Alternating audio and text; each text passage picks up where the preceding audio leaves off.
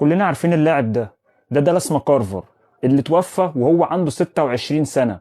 فاللاعب ده كلنا عارفين هو مات بسبب ايه. مات طبعا بسبب الكميات الزايدة من الهرمون.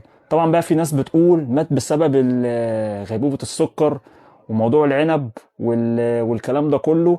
بس هم لما جم عملوا تشريح للجثة بتاعته لقيوا ان في تضخم في عضلة القلب.